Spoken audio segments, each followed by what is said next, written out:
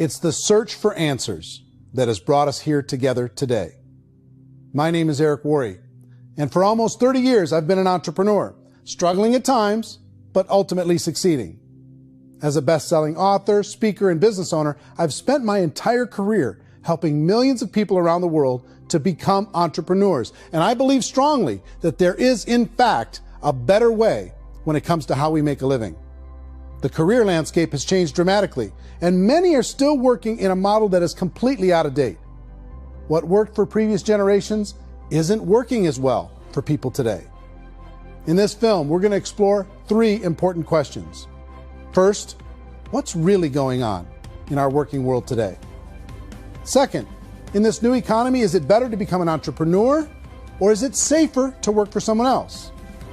And third, if a person decides to become an entrepreneur and start their own business, how can they do it without taking on massive risk? To help in this journey, I've brought together some of the greatest experts and thought leaders in the field of entrepreneurship to share the real facts with you. My intention is to give you new information that will allow you to make choices that are not limited by an old, outdated model. Let's start by understanding what's going on in our working world today.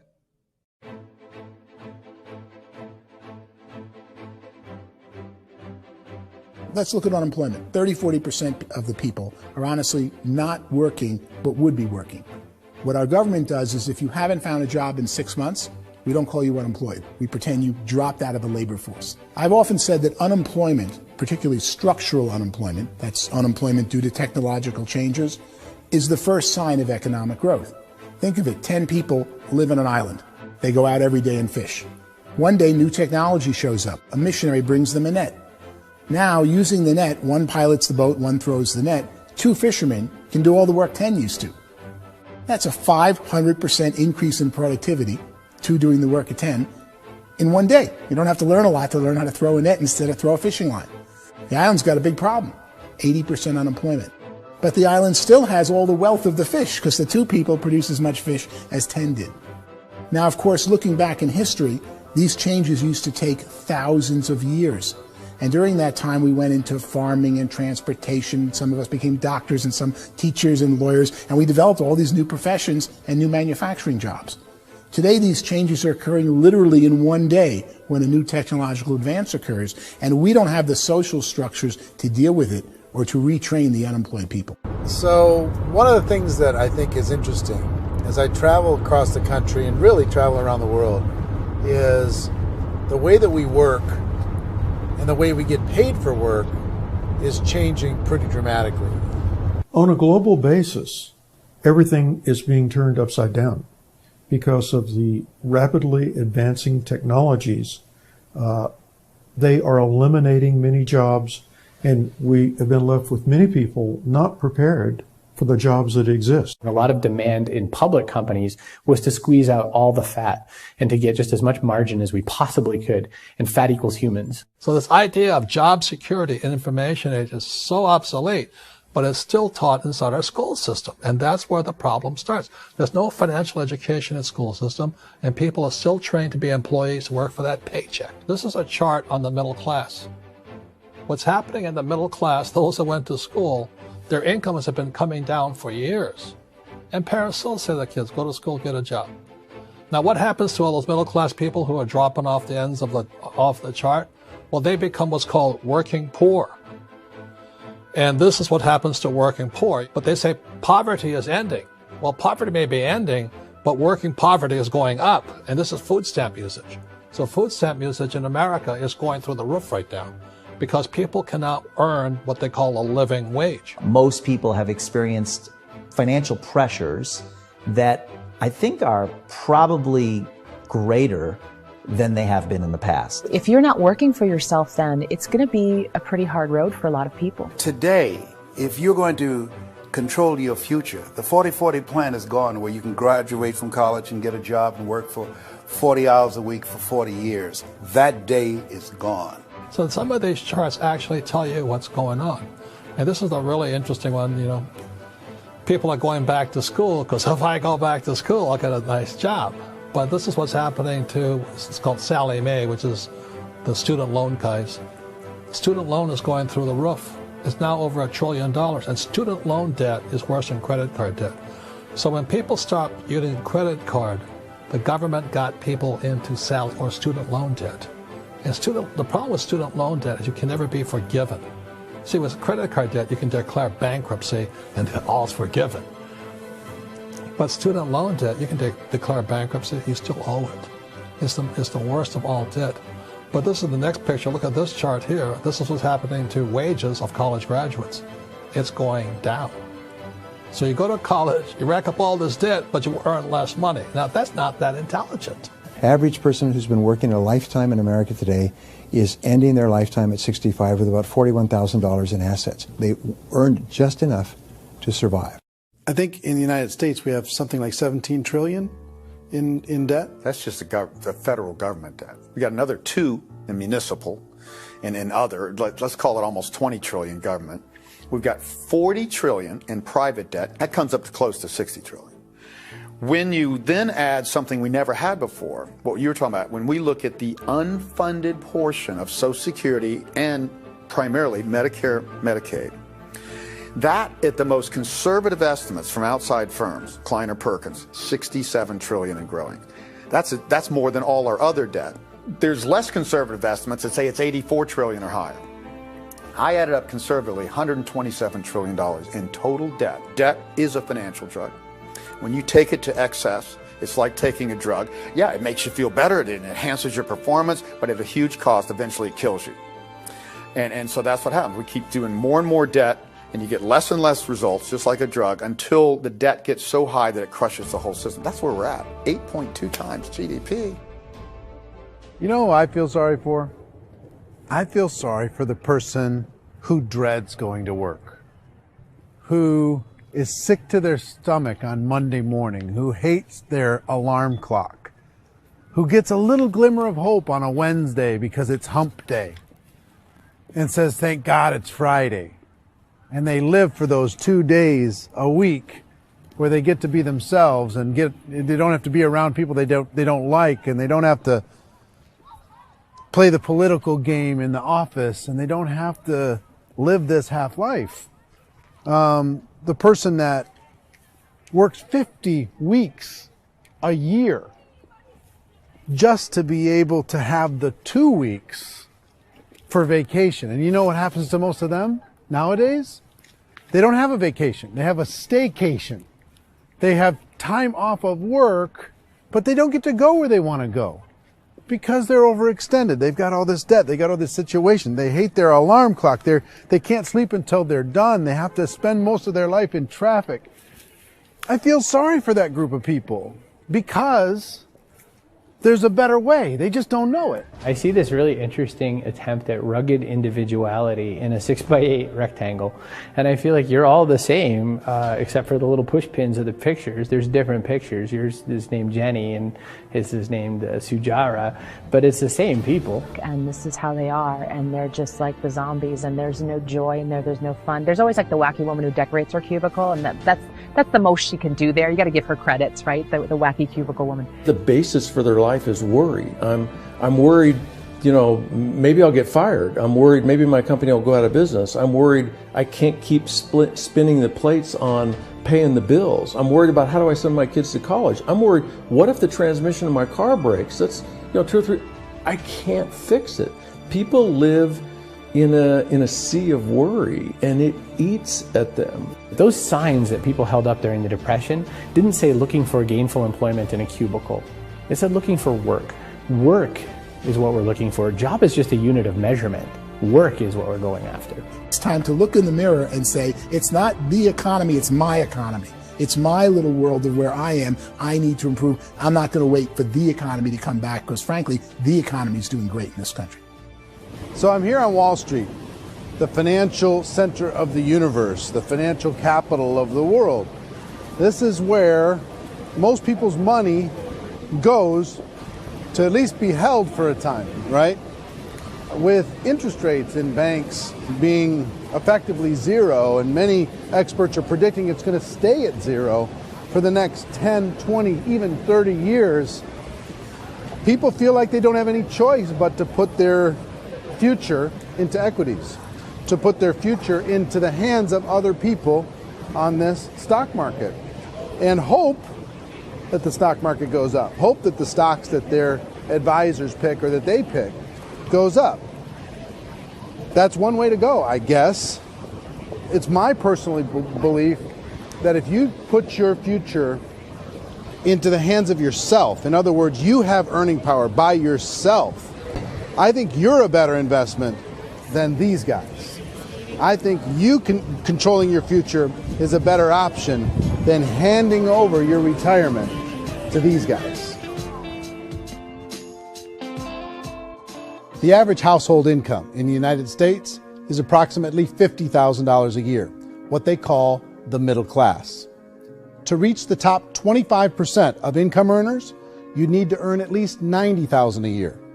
To reach the top 10% would be a household income of $140,000, the top 5%, $190,000, and to be in the top 1%, you'd need a combined household income of at least $380,000 a year. So here's the question. What do you think would give you the best chance to move up and get to the top 10%, the top 5%, the top 1% or beyond? In my opinion, and in the opinion of many, many experts, the answer is to become an entrepreneur, to become your own boss. I think you have to be a business owner. I can't, the only time I ever say to someone it'd be great to be an employee is when they've already told me they've surrendered. I only tell people who are wounded spiritually that they should be an employee. And it's that feeling that you get when you pick up the backpack off the little Cub Scout and say, "Don't worry, little guy, we'll get you back to the camp." You know, it is in no way a kindness when I tell someone they'd be a great employee. The other status symbol really increasingly is lifestyle. And people can own their own business, maybe even work out of their house. That, I tell you, people admire that. Like, gosh, I wish I could do that. The spirit of the entrepreneur is to be a risk taker and to be resourceful and unstoppable and to have a vision of yourself beyond where you are and not willing to settle for life as it is. Think about the great entrepreneurs. They're visionary. They have heart. They're willing to do today what others won't so they can do tomorrow what others can't. Personally, I don't think of the new economy, the old economy. I create my own economy. The entrepreneur's in control. I decide what the economy is going to be like. In the world of entrepreneurship, there are no limits. You can make as much as you want, depending on how much you want to work and how smart you are and how great a team you put together. There's no more lifetime rewarding business than being an entrepreneur. Why in America, where anyone could be anything, would people want to give up their freedom and become effectively a modern-day slave, told shut up and be here every morning at 7:30, leave at 5:30, and do what I tell you? If people decide to become an entrepreneur and work for themselves, they have some traditional options, but they're riskier than you might think. Any kind of a retail business, retail build-outs is extremely expensive. Even just these small little yogurt stores where they're putting little yogurt machines and you get all the different flavors, you're spending $200,000, $300,000, $400,000 to open a yogurt shop. I would love to buy a Dunkin' Donuts, but it's $500,000 or so to start.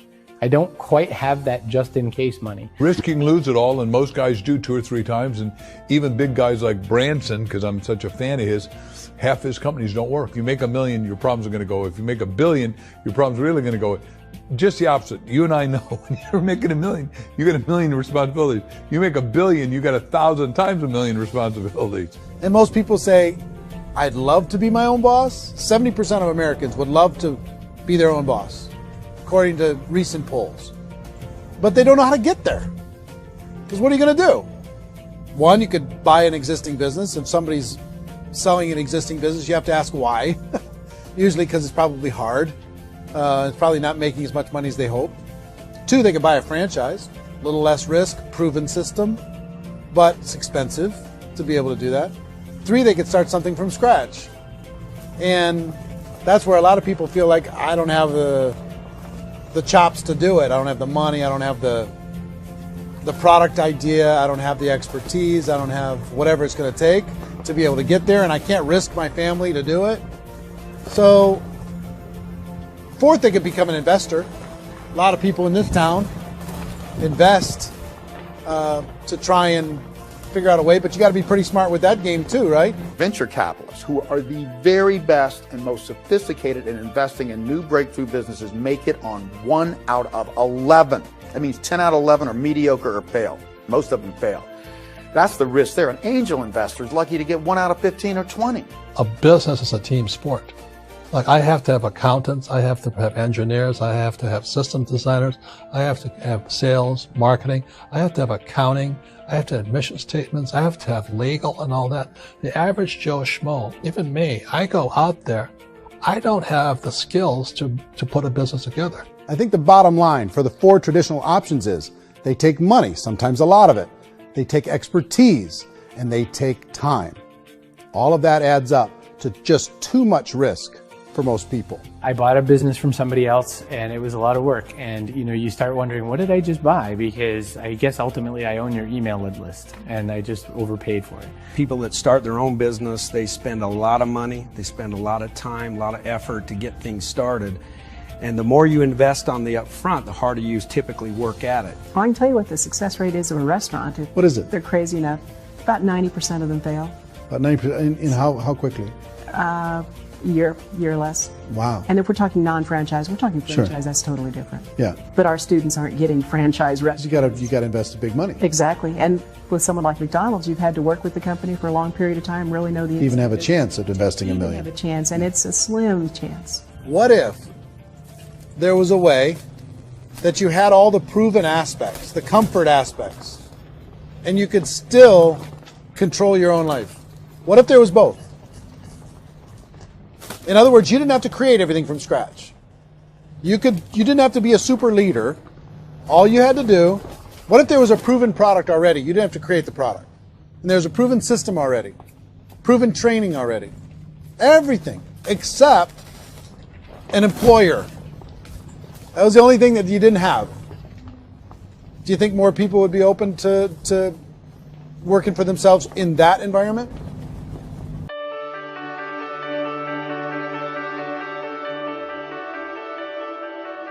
In our search for a better way to make a living, we've come to the conclusion that becoming an entrepreneur is actually safer than being an employee. And through our look at the entrepreneurial options, one particular path kept coming up from expert after expert. And I think most people will find it surprising because it's certainly a non-traditional business model. That model is for people to start their own business and become an entrepreneur through the creation of a network marketing business. Some people call it direct selling because the product is being sold directly from the manufacturer to the end consumer, cutting out the middlemen. Other people call it multi-level marketing, or MLM, because there are multiple levels of commissions paid. The most common term today is network marketing, because network marketing best describes using a large group of independent distributors, independent entrepreneurs, to move a product or service more efficiently.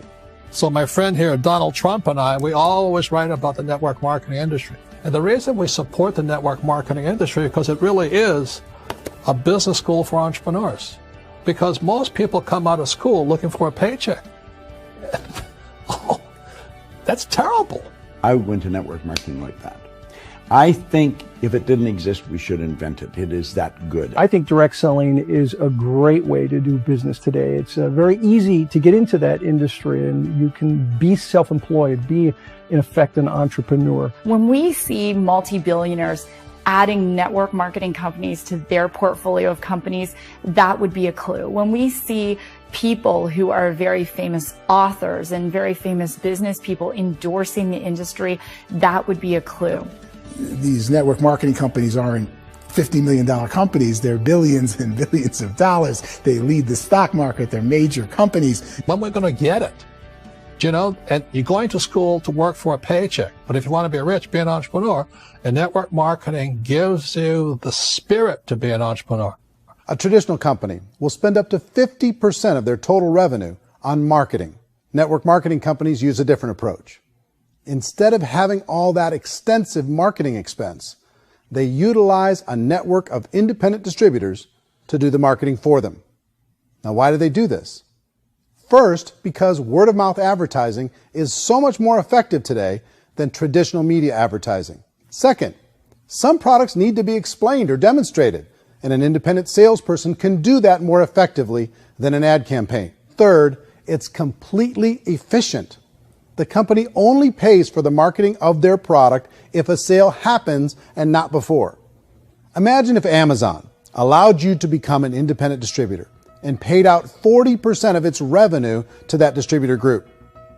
All you had to do as a distributor was recommend a product, and if a person bought it on Amazon, Amazon would take care of all the logistics, and you'd get paid for bringing the customer. Now imagine you got paid for every purchase that customer made for the rest of their lives. Well, Amazon doesn't offer this option, but network marketing companies do. 85% of all buying decisions in our society are made as a result of word of mouth or reputation. We're recommending things to each other all the time. You know, who's your dentist? Who's your doctor? Who's your lawyer? What detergent, are you using? What legal system are you using? What product are you using? We're talking to each other about the things that we love anyway. When you go into a big box retailer, you're lucky if the clerk looks you in the eye, much less gives you any detailed or accurate information about what you're purchasing. So of course, this personal information, this education coming from a friend, a neighbor, a relative, or even a stranger, but one who has experience with the product is extraordinarily valuable. As a matter of fact, network marketing can educate consumers probably better than any other form of marketing. It certainly can do better than advertising, because advertising usually has a certain hype to it and you can only get limited information. So, network marketing trumps advertising. If you were a typical sales company and you wanted to sell $1 million a month worth of product, you might go find 100 superstar salespeople. The quota would be $10,000 a month. So network marketing as a distribution system just flips the numbers.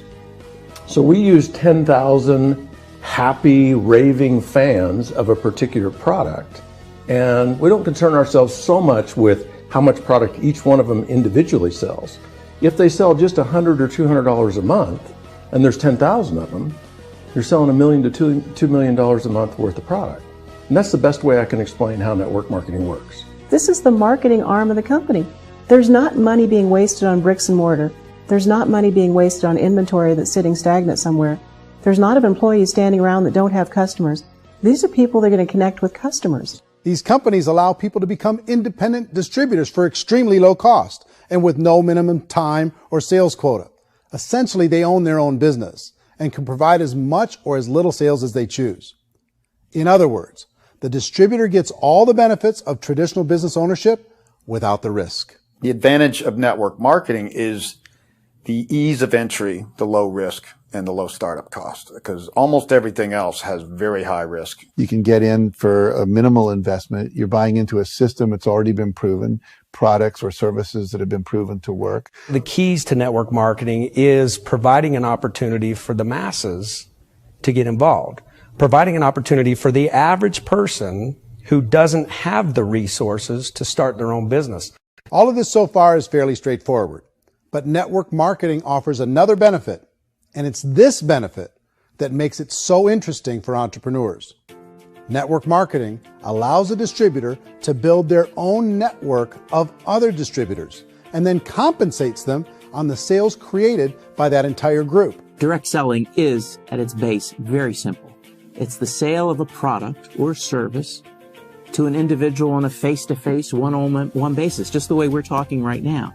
But there's an important element as well, and that's the offering in conjunction with that sale of product, the offering of an opportunity for someone to make something of themselves. No matter what your social status is, no matter what language that you speak, I mean, look how many unbelievable people are becoming successful that speak every kind of language out there. What an awesome gift to give the world. Instead of having to work your way up in a system and prove that you could be a sales manager, they just decided everybody can be a sales manager. Everybody gets to build a sales team from day one. And so what that brought into the system of growth as a direct selling company is the concept of compounding or geometric progression. Because now you can actually grow a sales force very quickly because everybody is enrolling people in their own sales force. People who are like, oh, this is weird, I'm building a sales team, or what do you think you do at a regular company? How do you think a regular company works? Network marketing is the only industry that doesn't say your past determines your future. It looks at your past and says, okay, now what can we train you to do so you can have a great future? Every other employer out there wants to exploit you for what you already know, not teach you something new. Network marketing has the potential to save the United States and the world because it's going to teach people not to be employees, but to be entrepreneurs.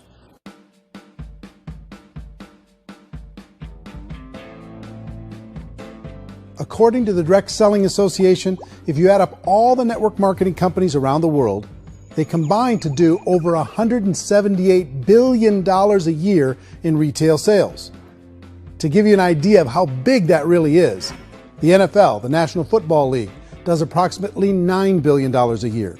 The music industry does a little more than $16 billion a year, and the movie industry does about $80 billion a year.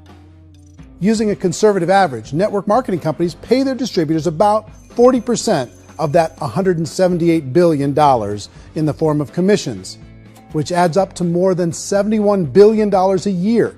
That's almost $6 billion a month. It's almost $200 million in commissions every single day. So it's certainly working, and people are making serious money in network marketing. With the growth of the direct selling industry over the last 10, 15, 20 years, we've seen a broader understanding of the channel. We have seen more and more people getting involved in the business, so our penetration in the marketplace has increased, and thus the understanding in the marketplace of who we are has increased. And we've seen non-direct selling companies look at the direct selling model and say, something's going on there. People are making money. Companies are being profitable, individuals are being motivated, product is being delivered to market. Maybe we should explore this. Some people think only the people at the top make money. Well, let's take a look at that as well. In the network marketing profession, there are roughly 500 people in the world who earn over $1 million a year. If you round that number up to $2 million a year, that adds up to about $1 billion a year. That takes the $71 billion paid out each year down to $70 billion. So where does the rest of the money go? The vast majority goes to part-time people making anywhere from a few $100s a month to many thousands of dollars a month. It goes to people who choose to make it a full-time career move and earning even more than that. Every day, people are using the money they earn through network marketing to pay off debt, have more fun, and improve the quality of their lives. Everyone I know in network marketing has been doing that since the 50s. They go to work when they want to go to work. They stop working when they want to take time with their children to have a leisurely breakfast and discuss issues and drive them to school. They go back to work when they get home, wherever they're working out of. The biggest thing that I've seen is people that have become much happier in their life. MLM has probably made more millionaires of more people in more countries, and I've spoken to them in 67 countries than any other single form of business, starting from nothing. If they have a choice between working a job for the next 10 years or working a network marketing business for the next 10 years, the result of working the network marketing business will be better. A lot of people within the industry go on and make this a career and do extremely well at it. Network marketing has been nothing but good for everyone I know that's been involved with it because they did it seriously and they played full out and they've been very successful. It's been a constant barrage of success stories and people showing off stuff they got as a result of it. How many people are involved? Approximately 16 million Americans and 96 million people around the world are currently participating in network marketing. And in a recent poll, 82% of those people report a good, very good, or excellent experience with network marketing. So people are happy.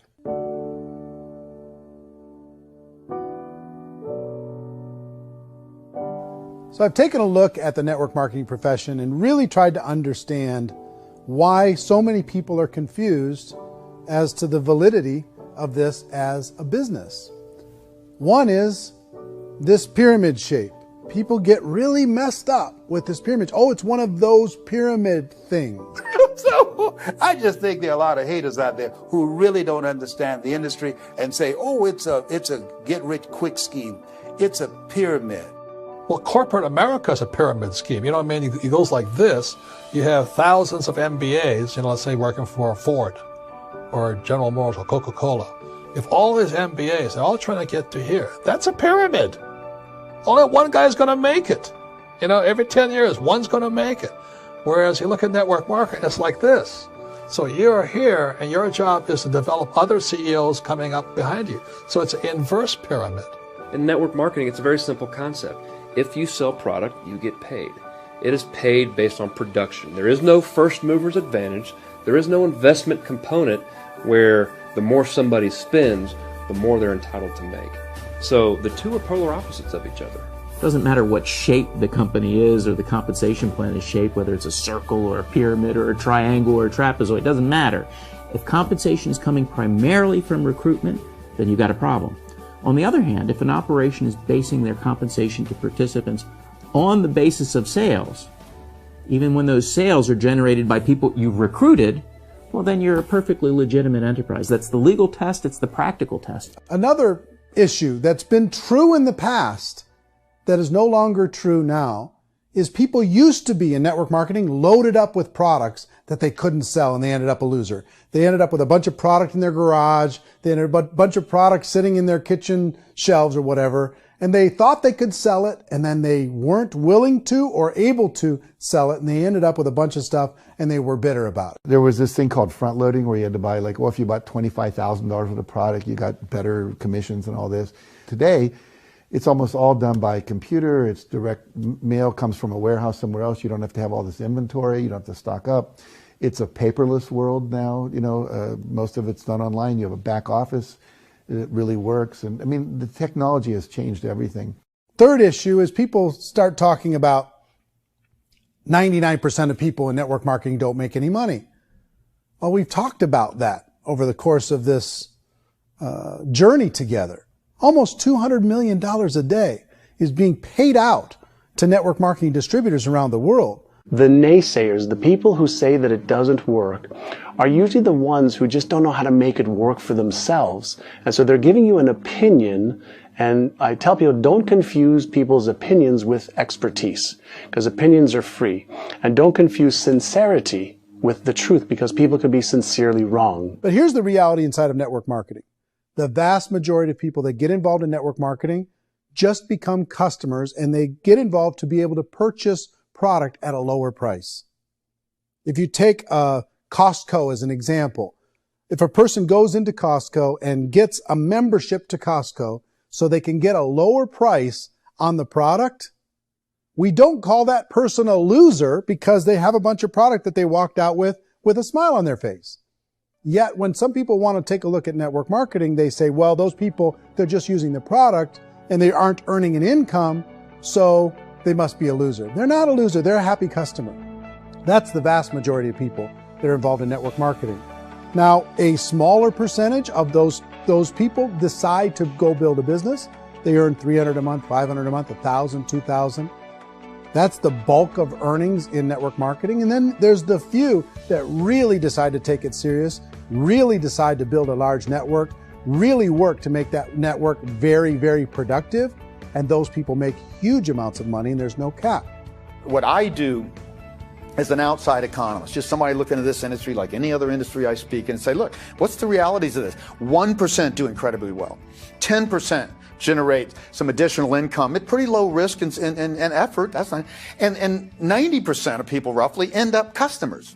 One thing that I think is real when it comes to people's perceptions about network marketing is people put this, and distributors, I think, involved in network marketing have some responsibility for this. They have sometimes unrealistic claims about the product or about the income. Most people who become distributors, they want the money, they want to be successful, but they don't have the skills. They don't know what to do. And when people don't know what to do and they're in a new business, they're scared. And when they're scared, they panic and desperation kind of sets in. So they think everyone they talk to has to get in. So if I talk to you and you say, well, no, I don't have time to do that, they're like, no, I need you. You have to do this or I won't be successful. So I start clawing on you. I start that desperation. So then I start making claims about the product, which are not appropriate, probably not even true. Or I start saying, let me show you how you can make all this money and you don't have to do anything, Eric. And so you just totally misrepresent the opportunity, and you're clingy with people because you think you need everybody to be successful. And you don't. You know, one of the messages that I try to deliver most forcefully to companies as well as salespeople in direct selling is that you don't have to overpromise. The reality is in network marketing, there's a lot of hard work involved. There's a lot of effort. You're going to have to develop yourself. It's a business like anything else. It's going to take some time, but in my opinion, it's better.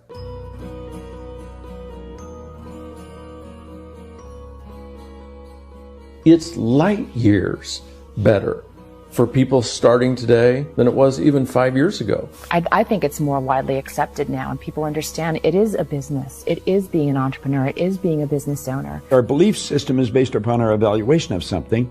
And frequently, if we reevaluate a situation, our belief about that situation will change. The industry has changed and it's grown up. It's totally transformed. You've got young people today that have grown up with social media, and they understand networks. They understand how people are connected through technology, and they understand how money flows through those networks. So when they see network marketing, they don't see it the way their parents saw it. And we've all learned, the larger industry that you represent, has all learned from those mistakes and flaws and errors that have happened early on. Early algorithms didn't work the right way. That's all fixed. It's like when they design a computer program, they design the program, then they run it, and then they go back through and they debug it. The MLM industry has been debugged. This is the day of being virtual, being able to run a business from your mobile phone. I mean, it's incredible. Companies are getting smarter. They're implementing more consumer protections. They're implementing more compliance training. They're doing more with respect to product research. If you do get involved and you make purchases of inventory, even on a voluntary basis, if you decide that this business is not for you, you can leave and have that inventory repurchased by the company. There's no other business that offers that kind of protection on a voluntary, self-regulatory basis.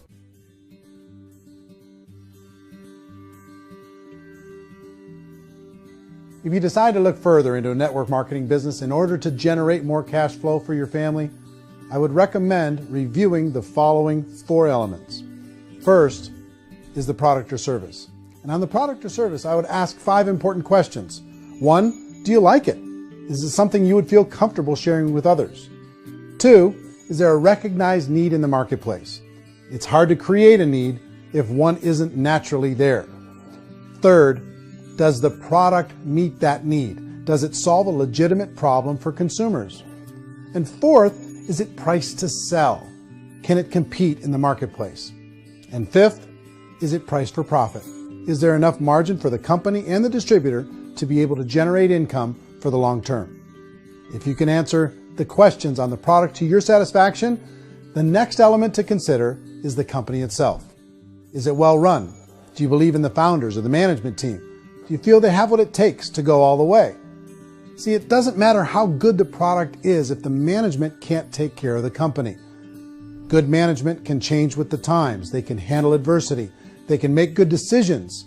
Make sure you choose a company that can serve you for a long time. The third element to consider is the compensation plan. And with that, there are 3 important things to look at. First, a brand new person needs to be able to generate some money fairly quickly. It may be an obvious reason, but you can probably imagine the ripple effect of a distributor getting involved and having even a small victory fast. That can only help with the overall success of the organization. Second, a person should be able to develop a moderate part-time income in a reasonable period of time. As they develop their network and as their sales grow, they should be able to enjoy more benefits.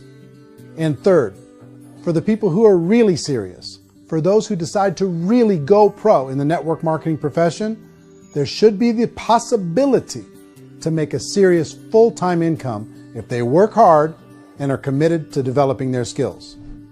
If you're comfortable with the product, the company, and the compensation plan, the last thing you should look at is the support that will be made available to you. Does the company have a website? Does it have a solid online reporting tool? Do they have comprehensive training available? Do they host events to help you build your business? If you decide to do this, what kind of a support system can you plug into? Choosing a network marketing company is a personal decision. But evaluating the 4 elements of product, company, compensation plan, and support is a great place to start. Is the company promising that you're going to get rich quick or that you can make a lot of money without a lot of effort? That's a red flag. Is there a product that you really believe in that you think can be sold? Or are you being told by salespeople or the person who's trying to recruit you or by the company itself that don't worry about the product, all you have to do is recruit other people into the business? Red flag, warning sign. If you're hearing that, take a second or even a third look. Get to know the customers, the products, the business, have some success, and see where the opportunities might take you to move up in the organization. You want to find out how concerned are they about my education, my training, and my development? Is there a space for me to grow? Most important question. Learn everything that you can about the product. Make sure it's something that you believe in, and learn everything you can about the industry and work that system. You have to be very passionate about whatever that company is doing. I would get involved. You can always test drive anything, you know, the product, the service, the community, and then lean into it a bit. If it feels good, then lean into it a lot. Behind me is the Lincoln Memorial. And this is a place where Martin Luther King Jr. had his famous "I Have a Dream" speech. And at that speech, he talked about his dream for equality for everyone around the world. And that's a noble dream. But I think more people need to remember what it was like when they were kids and the dream was still alive in them. Before it got beaten out of them by reality, by this paycheck, by these responsibilities, and by having to live for this job to pay the bills. I think people need to remember that, go back to that. Once they know that there's a better way, I think their future is going to be much brighter. They can live a better life.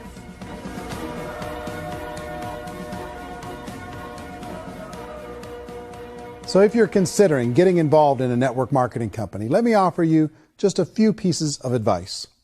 First, network marketing isn't perfect. It's emotional, it's challenging. Like any entrepreneurial venture, it can have its up days and its down days. But if you have an entrepreneurial bone in your body, it's just better. Second, if you're gonna do it, decide to be professional. Decide to go pro. It's better to do that than just be this amateur sticking your toe in the water. Third, as any professional, you're going to have to learn some new skills. And I promise you, inside of the network marketing profession, they're not too difficult to learn. Fourth, like anything worthwhile, it's going to take some time. Don't expect that you're going to get to the finish line right out of the gate. And fifth, it's worth it. It's worth it to be able to take charge of your life again. It's worth it to be able to control your own financial situation. It's worth it for the people you're going to be able to spend time with. It's worth it for the things you're going to be able to see and the experiences you're going to be able to experience. It's worth it for the causes you're going to be able to contribute to, the lives you're going to be able to touch, the customers you're going to be able to help, the friendships you're going to be able to develop. I promise you, it's worth it. Remember, most people are searching for answers just like you are. But I do have to tell you the catch to network marketing. If there is a catch, if you want to understand this from an emotional point of view, people say, well, it sounds too good to be true. It's not. It's hard work. But here's the catch. Most people still don't understand it. So you're going to have to endure the loss of social esteem from ignorant people. The uneducated will think less of you. Now, if you can handle that, you're on your way. If that's going to destroy you, you know what? Entrepreneurship in general probably isn't in your future. If you can face that catch, you can become unstoppable. I want everyone to really contemplate this if they're not in network marketing. You're in a job, you probably have a mortgage, you have rent, you have debt, whatever's going on. You're in a prison. You work just hard enough to keep them from firing you, and they pay you just enough to keep you from quitting. Come on! I've been there, done that, and bought that t-shirt. In network marketing, if you run into failure, it's really just a homework lesson for yourself. There's no one to blame. You really have no excuse not to be successful. You just don't. People don't want to hear that, but there's so much available to you. If you want to be a good network marketer, be a student to the people above you, be a fellow traveler to the people on the same level, and be a teacher to those below, and know when it's appropriate to do which. People who are not afraid of asking people to buy things or not afraid of persuading people with a chance they may say no. These people own the future. Nothing happens until something moves. So you got to go move, you got to go do something, or nothing's going to change in your life. In the beginning, you're going to do a lot of things that you don't get paid for. But as you go down the road, you get paid for a lot of things that you don't do. And your job is rehabilitate the spirit, the entrepreneur spirit in all of us. You give it back. Either give it a strong yes or a strong no, but no wishy-washy, dilly-dally stuff in the middle.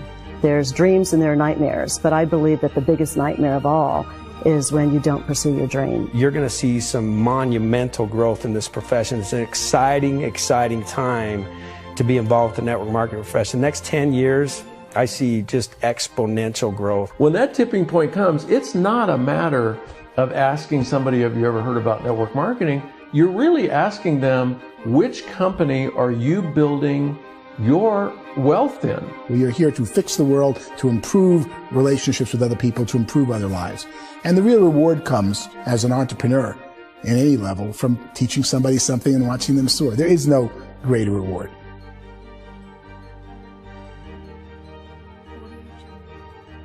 Life's too short to spend it living someone else's dream instead of your own. It's too short to spend it living at a fraction of your potential. Can being an entrepreneur be a challenge at times? Sure. But here's what you get in exchange. It can be yours. Something that you built, something that you created, something that you made happen. This balloon represents your dream. It represents entrepreneurship. My wish for all of you is that you would reach out and grab it. The choice is up to you.